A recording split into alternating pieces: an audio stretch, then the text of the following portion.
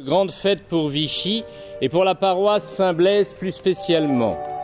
C'est en effet le 5 juillet 1931 que son Excellence Monseigneur Gonon, évêque de Moulins, présidera à 10 heures précises à l'inauguration et à la bénédiction de l'église Notre-Dame de Vichy, le nouvel édifice qui forme l'agrandissement nécessaire à la vieille église Saint-Blaise. Le caractère architectural de la vieille église est sans style, et l'édifice ne mériterait aucune mention spéciale s'il n'abritait pas la statue miraculeuse de Notre-Dame de Vichy. Monsieur le chanoine Robert, curé de Saint-Blaise, qui a succédé à monsieur le curé Crouzier, a entrepris l'agrandissement de la vieille église, trop petite pour contenir des fidèles devenus de plus en plus nombreux.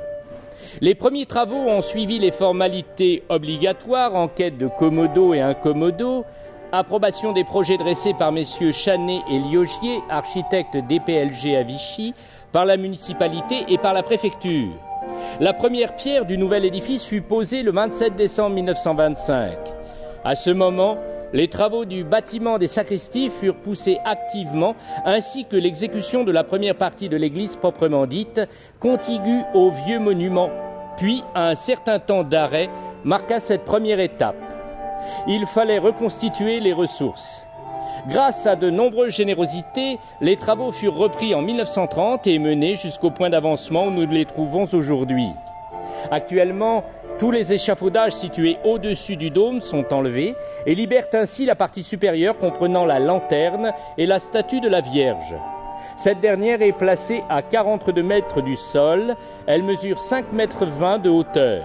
La hauteur intérieure de la coupole est de 20 mètres. Mesurée du sol de la nouvelle église. Toute l'ossature de l'édifice est en béton armé et sera revêtue de granito dont une partie est commencée. Il reste à construire le clocher, dont la fondation est faite à l'heure actuelle sur le côté droit de la façade d'entrée. Ce clocher dépassera la hauteur de 60 mètres, dont une plateforme située à 50 mètres sera desservie par un ascenseur. Il est prévu également un perron en granit à double accès, dont une volée s'appuiera sur le futur clocher. En raison des sommes élevées que nécessitent les décorations intérieures et les vitraux des grandes verrières, ces travaux ne peuvent être envisagés pour le moment.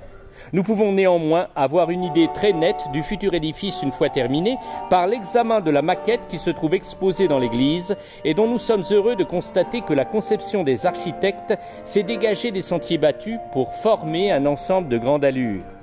L'idée directrice d'élévation de la pensée a été parfaitement exprimée dans les lignes générales du bâtiment.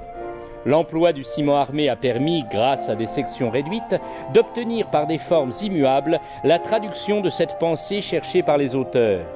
Souhaitons que, grâce à de nombreuses générosités, ce bâtiment reçoive bientôt toute sa parure prévue.